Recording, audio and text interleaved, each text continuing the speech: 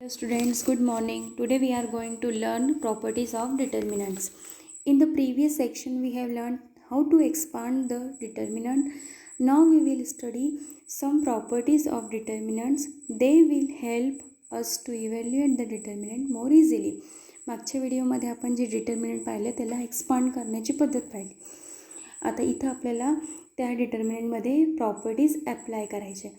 आता property first, the value of determinant remains unchanged if its rows are turned into columns and columns are turned into rows. याच्यामध्ये आपल्याला काय करायचं, रोज याच्यामध्ये सांगितलं की रोजला कॉलम्समध्ये आणि कॉलम्सला रोजमध्ये जर चेंज केलं तर त्याच्यामध्ये काही बदल होत नाही. त्याचा आन्सर काय मिळतो आपल्याला, सेम मिळतो. Let D is equal to A1 determinant A1 B1 C1 A2 B2 C2 A3 B3 C3. आता एक्सपांड करण्याची पद्धत आपण पाहिलेली आहे. Is equal to A1 B2 C3 minus B3 C2 minus B1 A2 C3 minus A3 C2 plus C1 A2 B3 minus A3 B2. Equation number first. आता काय केलं की रोला कॉलममध्ये चेंज केलं असं म्हणू शकतो किंवा कॉलम्सला रोमध्ये चेंज केलं असं पण म्हणू शकतो. आता इथं काय आहे, A1 B1 C1 याला काय आलं, A1 B1 C1 कॉलममध्ये, A2 B2 C2 A2 B2 C2 कॉलममध्ये, A3 B3 C3 हे पण कॉलममध्ये. आता A1 इंटू काय केलं, B2 C3 minus B3 C2 minus A2 B1 C3 minus C1 B3 plus A3 B1 C2 minus C1 B2. आता इथं काय केलं, A1 B2 C3 minus B3 C2 minus A2 B1 C3 minus, इथं काय आहे, इथं आलं आहे प्लस, तिथं काय करायचं, मायनस करायचं, minus C1 B3 plus A3 B1 C2 minus C1 B2.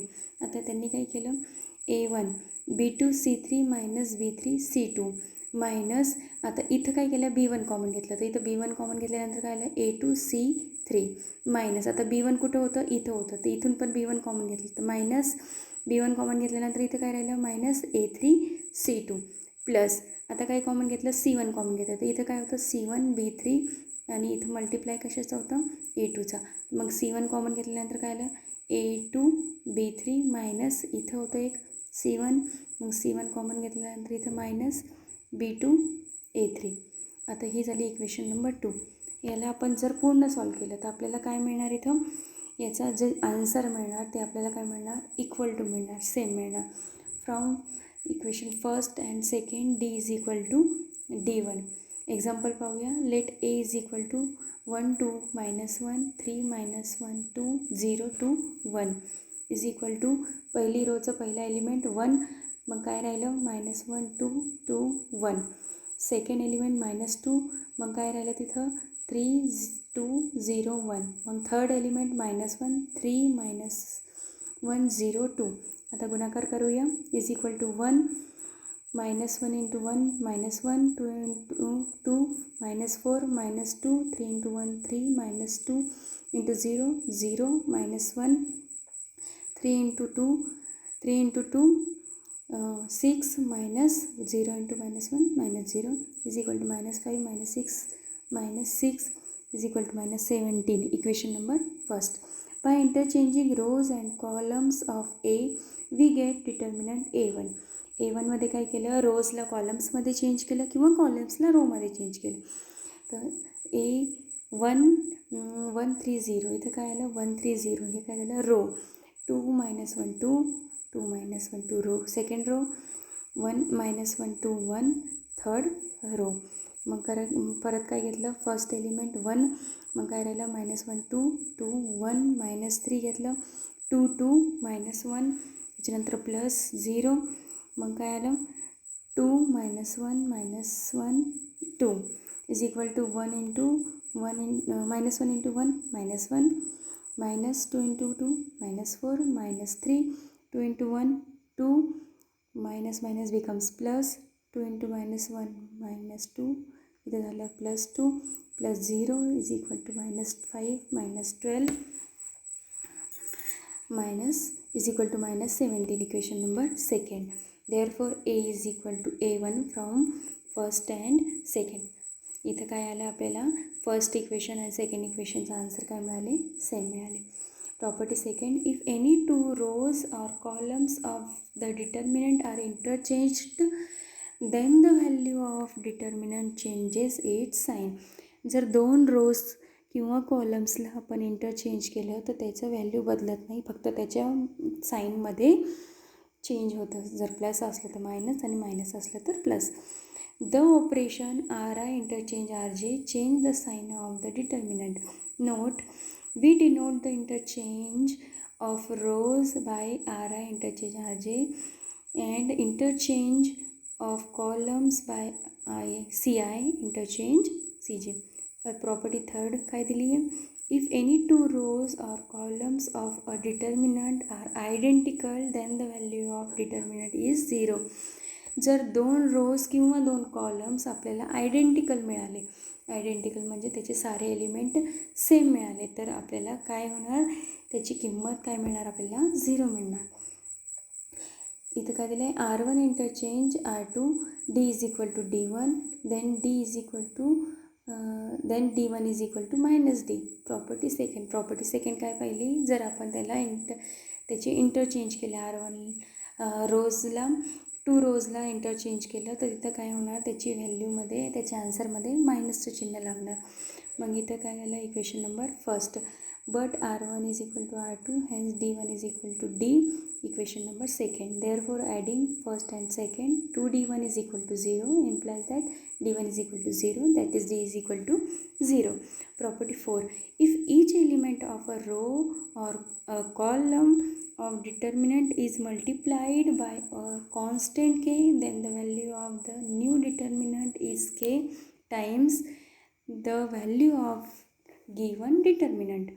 आता इथं काय सांगितलं आपल्याला, जर आपल्याला एखादी रोमध्ये मल्टिपल व्हॅल्यू आपण कोणत्याही कॉन्स्टंटनी आपण मल्टिप्लाय करू शकतो किंवा एखादी डिटर्मिनंटमध्ये मल्टिपल व्हॅल्यू असली तर त्याच्यामध्ये कॉमन पण घेऊ शकतो. मग आता इथं काय, सपोज आपण काय केलं, एक डिटर्मिनंटमध्ये R1ची किंमत पाहिली 2 4 6, मग त्याच्यामध्ये आपण 2 4 6ला कसं लिहू शकतो, 2 × 1 2 × 2 2 × 3, मग त्याच्यातून काय कॉमन निघणार, 2 कॉमन निघणार. तर मग याला 2 कॉमन निघलं तर त्याला काय म्हणायचं, constant. The operation Ri to KRi gives multiple of the determinant by K.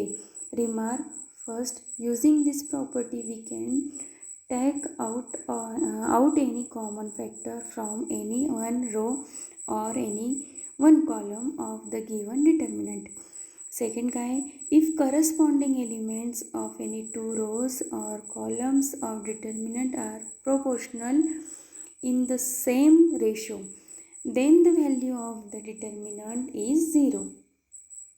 Property 5 काय दिली, if each element of a row or column is expressed as the sum of two numbers then the determinant can be expressed as sum of two determinants. For example, याच्यामध्ये काय दिलं आहे आपल्याला, जर एखादी रोमध्ये आपल्याला कोणतीही व्हेरिएबल किंवा कोणती व्हॅल्यू ॲड केलेली असली अशा पद्धतीने, तर आपण त्याचे 2 डिटर्मिनंटचं ॲडिशन करू शकतो. मग इथं काय दिलेलं आहे, A1 + X1 B1 + Y1 C1 + Z1 A2 B2 C2 A3 B3 C3 is equal to काय लिहिलं त्याला, A1 B1 C1 A2 B2 C2. आता इथं पहा, इथं B1 C1 दिलं आहे, इथं प्रिंट मिस्टेक आहे, इथं A2 B2 C2 A3 B3 C3 plus X1 Y1 Z1 A2 B2 C2 A3 B3 C3.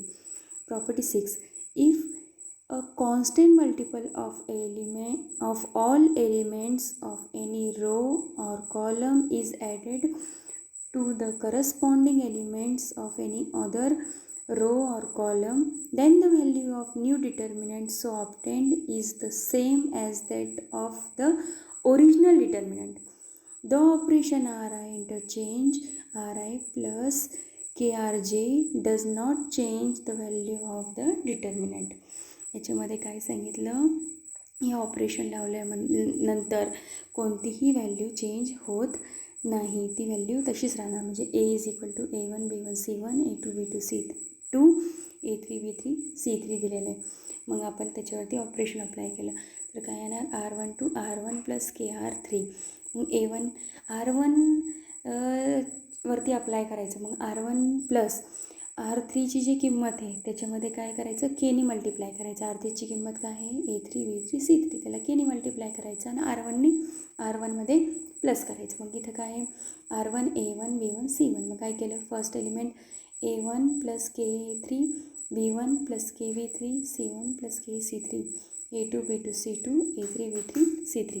Simplifying A1 using the previous properties we get A1 is equal to A. Example, let B is equal to 1 2 3 minus 1 2 0 1 2 1 2 1. आता first रोचं first element घेऊया. 1 2 minus 0 minus 2 minus 1 minus 0 plus 3 minus 2 minus 2 is equal to 2 plus 2 minus 12 is equal to 4 minus 12 is equal to minus 8. Equation number first. आता ह्याच डिटर्मिनंटवरती आपण property apply करूया. नाव B is equal to 1 2 3 minus 1 2 0 1 2 1. मग R1 to R1 plus 2R2 करूया. R2ला काय करायचं, 2ने multiply करायचं. मग आता R2 काय आहे इथं -1 2 0. B1 is equal to 1 plus 2 into -1. Second 2 plus 2 into 2 3 plus 2 into 0. Then second and third as it is -1 2 0 1 2 1. B1 काय मिळालं 1 प्लस 2 इंटू -1 मिळालं इथं. 2 plus 2 into 2 4 plus 2 6 3 plus 2 into 0 3 -1 2 0 1 2 1 as it is equal to, याला expand केलं आपण -1 2 -0 -6 -1 -0 plus 3 -2 -2 is equal to -2 plus 6 minus 12 is equal to 6 minus 14 is equal to -8. Equation number second. आता पहा, आपण जे एक्सपांड केलं तर त्याची व्हॅल्यू काय मिळाली -8. आणि इथं जे ऑपरेशन अप्लाय करून जी व्हॅल्यू मिळाली ती पण काय आहे -8. म्हणजेच इथं काय मिळालं आपल्याला, इक्वेशन नंबर फर्स्ट आणि सेकंड काय मिळाली, इक्वल टू मिळाली. B is equal to B1. Remark, if more than one operation if more than one operation from above are done, make sure that these operations are completed one at a time, else there can be mistake in calculation.